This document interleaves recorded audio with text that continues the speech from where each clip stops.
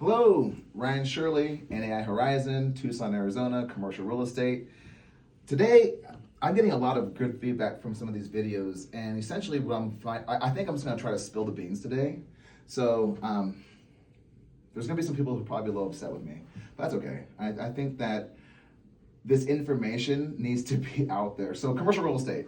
I'm really gonna focus not on the buying and selling of commercial real estate. 99% of our business is done through leasing. So I'm going to go into that a little bit. Part of the reason why I really wanted to make this video is because I think that part of the reason Tucson, Arizona, we have a ton of small business here. I mean, it's a large part of the employers in our market aren't these big employers, they're small businesses. And as a commercial real estate broker, how do I, just by giving more information, help small businesses stay in business? And one thing I've come to realize is that a lot of times people are signing their death note, aka a lease, because the lease has so much, wasn't negotiated properly to optimize your time in that space. Mind you, us brokers, we want to optimize. We want a friendly deal. I think a friendly deal, it's when, as Scott Salter would say, my mentor, it's when both sides feel equally uncomfortable. But how do you even get to that, and what are the kind of points that you should be making? But let me even walk this whole thing back as to, why it's, as a broker, so for my listings, why is it in my benefit to not educate you? Well, legally, I have to deal with you fairly, but I don't represent you if it's my listing on the plaza. Unless I'm your guy as your tenant rep, and we'll get into that, then I represent the landlord. So everything I do legally needs to be in the best interest of the landlord. And if it's in the best interest of the landlord, who is it usually not in the best interest of? The tenant. So there has to be a good give and take here. So let me start back with, let's just talk about how financially, why I don't want you. I do. But financially, why a broker wants you to come into a deal without representation. Here, I'll take this. Introduce my teammate here, Tamara. She's taking all the videos.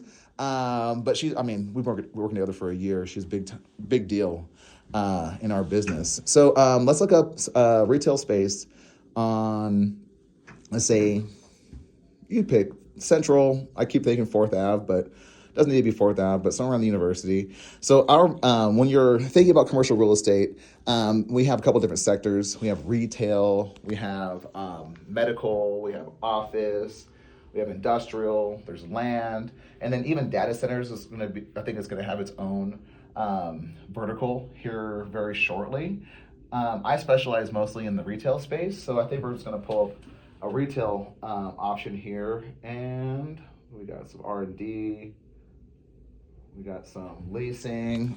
This is a CoStar. This is the database that we like to use. So, actually, I really like Cameron's spot. Go up on Broadway. That one it should pop up right here. Let's go to 2424 East Broadway. Yeah. So, say someone calls me and hey, Ryan, I'm looking for a space, and I like 1,200 square feet, and this, $18 a foot. Let's walk through this. Like, what are we looking at here? So, rent, $18 a foot, and that's a modified gross, which means that you already have taxes, insurance, and community area maintenance going to be built into that that pricing right there. So, how you even take the lease, whether it's modified gross, triple net, double net, single net, it changes your monthly rent, and it changes, the future you're going to have in that space.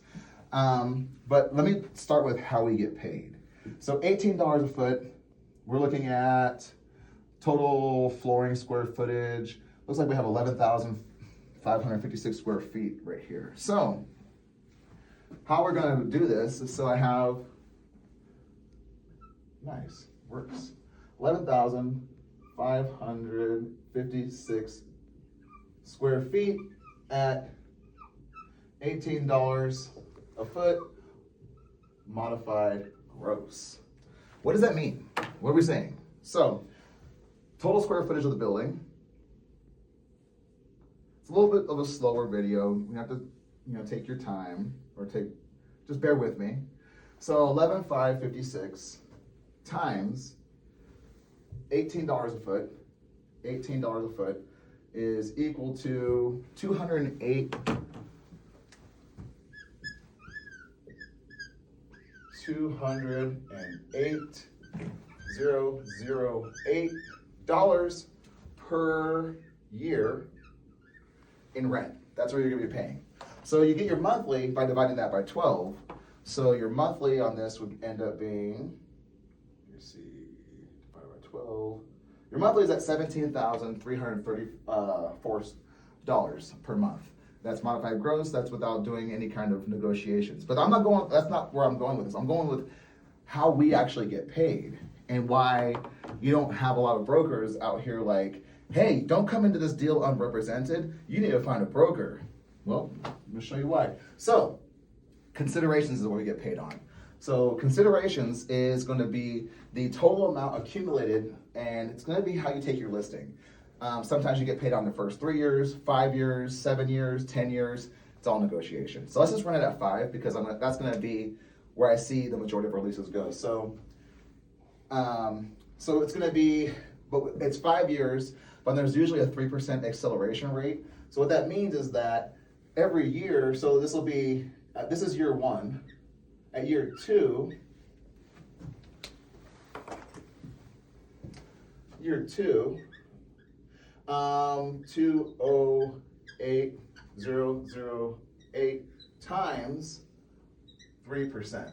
And that happens every single year. So I'm not going to get too far in the weeds like that, but let's just say it's a 5-year lease. We're getting $208,000 per year. So 208,008 times a 5-year lease. So you're looking at over $1 million in total considerations. So let's just make it easy. It's like $1,040,040. 1 million. Yep.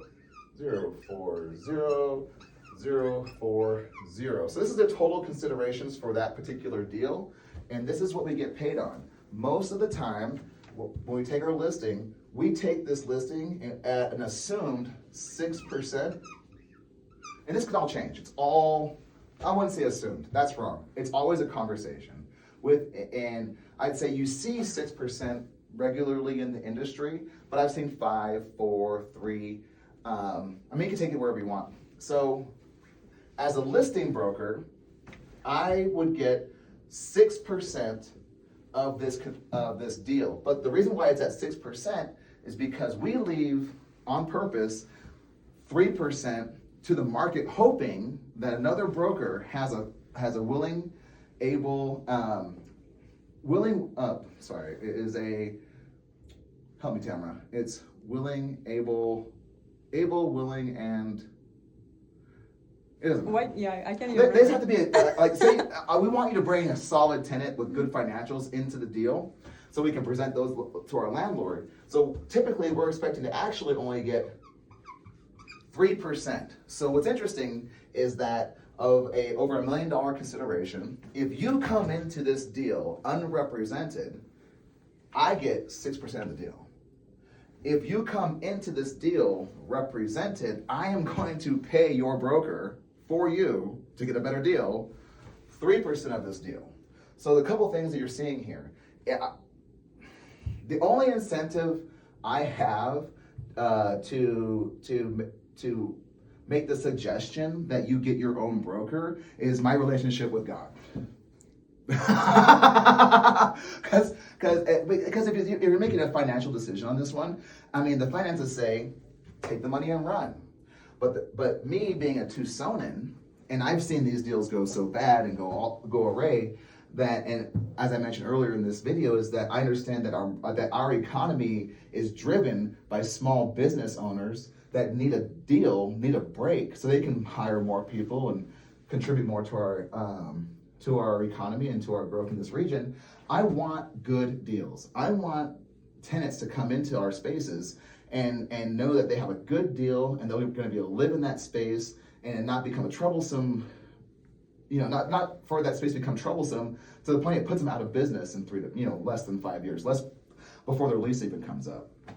So a little bit of spilling the beans on this one, but I wanted to show you, a lot of business owners think that you save money by doing things on your own, and absolutely you do. I mean, there's a lot of things that you can do on your own, but the market's paying for your representation anyways. And so what does that mean? So what are some topics? If you're gonna do it on your own, well, let me make it dangerous. So what are the negotiation points within a deal? Well, we had spoke about how obviously rent. How much are you paying per square foot? In commercial real estate, we typically speak in price per square foot per year, or we speak in price per square foot per month. It depends on really sometimes what state. Like California is going to be like a price per square foot per month state. Arizona tends to be more of a price per square foot per year state.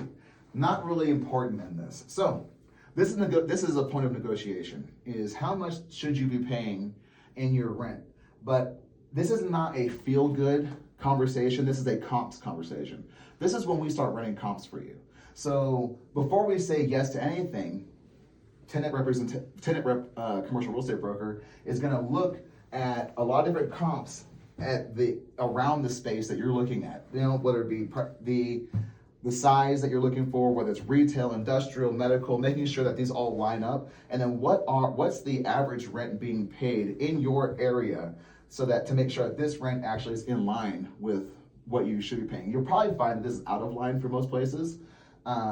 This is a great starting point for most places, but I'd say Tucson probably is doing more deals around $16 a foot than $18 a foot, whether it's modified gross or triple net. But so you want to negotiate this price down, but you sort of want to run comps so that you're not just saying, I feel like I should be paying less. The conversation is, I ran these comps based on opinion of value, I should be paying less. Now, TIs.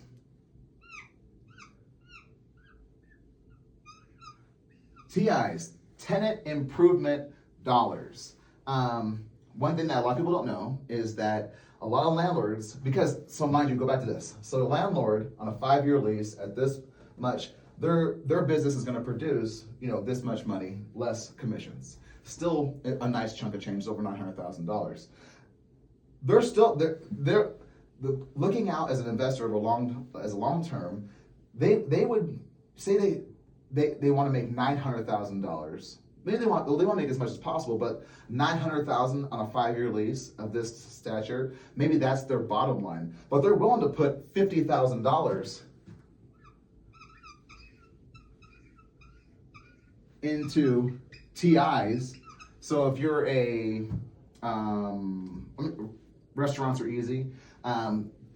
It makes sense for me to help you out with $50,000, whether it's helping you buy equipment, helping you knock down walls, helping you do whatever you need to do to make the space ready for you so I can secure my $900,000 bag. So that's something to keep in mind, is that this is what we're looking at. As an investor, as a landlord, they're looking at this number and they're subtracting from this number to make sure that this deal goes through. As long as it's penciling out, they're going to be good with it. But no one's going to educate you. A lot of people come into this space, they're driving by, they see a sign, they call the name on the sign, and then it's like, hey, and they treat it more like they're leasing from an apartment complex. This is our rate, take it or leave it. That's not the case at all. There's a ton of incentives on getting the deal done. Because even if this goes down, say this number changes, all the numbers change, there's still incentive to get the deal done. So, tenant improvement dollars. And now, free rent.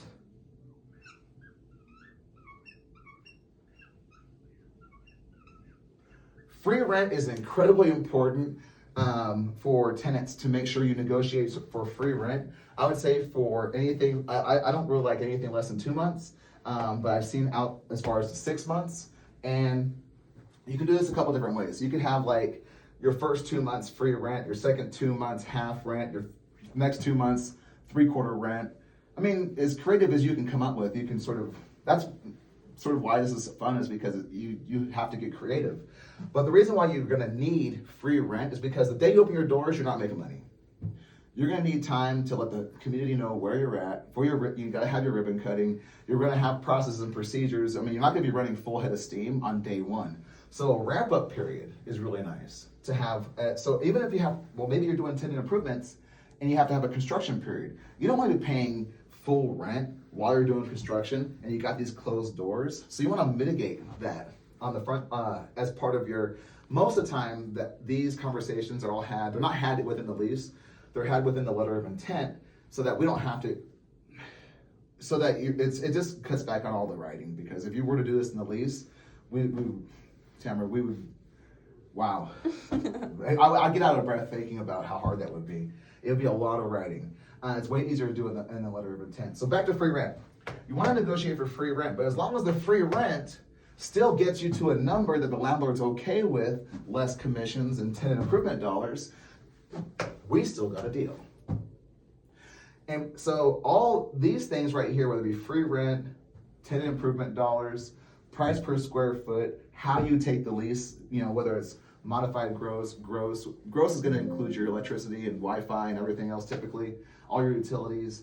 But you can understand if you run your numbers as a business out over 5 years, there's hundreds of thousands of dollars that is moving around in here that you can put back into your business, put back into your employees, put back into your community by having a great conversation on the front side before you actually take a space. I'm here for you. Give me a phone call. Shoot me an email. Scott and I mean, information is free for us. I mean, coffee and lunch are nice. I'm open to that, if y'all ever want to go and take me out. But utilize us. I mean, we're Tucson guys. We're U of A grads. We love this community. I love small business. I love entrepreneurship. If I can help you position yourself to have a success, and I mean, nowadays, I'm gonna rabbit hole for a minute. I mean, our kids. I have a 13-year-old boy. One of the things I'm thinking about is like, where is he gonna work when he gets to 18, 20. I mean, the workforce is completely changing right now. Tucson, we're sort of ahead of the curve a little bit because we have so many small businesses. There's a place for our kids to go.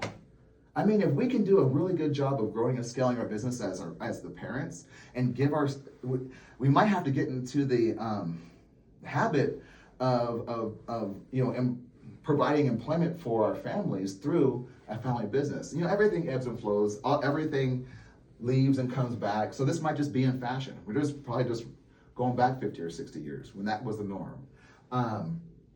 So anyways, I think Tucson's really poised to have the small businesses. You can run a small business in Tucson, live a really big life, and hand that life to your offspring. But anyways, as a commercial real estate broker, I want to do my part in making sure that you're successful. Please give me a phone call, 520-289-1632. That's 52. I have a pen. Look at this. 520-289-1632. Call or text or lunch. All right? Like, don't go out there on your own. If you do, call me first. I'll make it dangerous. I'll at least walk you through it. But or if you, it doesn't cost you anything. Just let me just take the punches for you. I'm good at that. I'm good at it. All right, Ryan Shirley, NAI Horizon, commercial real estate here in Tucson. I might be fired after this video, just so you know. Be opening my own brokerage. Well, I'm just joking, guys. I love my brokerage. It's the best. But no, this is a lot of information that really isn't disclosed, and I think it's to be fair. I think in our industry, information is what makes us valuable, and so. But I've also learned that in today's world, I mean, every bit of any information is available. It's just on you to go out and seek it and internalize it and use it for yourself. People aren't good at looking for information. They're not good at when they find information, deploying information. So I don't think I'm making myself less valuable by just telling you what's going on here. There's always going to be enough business. John O'Shea, I love John, big broker here in Tucson, went to Philadelphia. One thing he says is that deals are like trains. There's always another one. I think that's a good place to end. Ryan Shirley, commercial real estate. Give me a ring.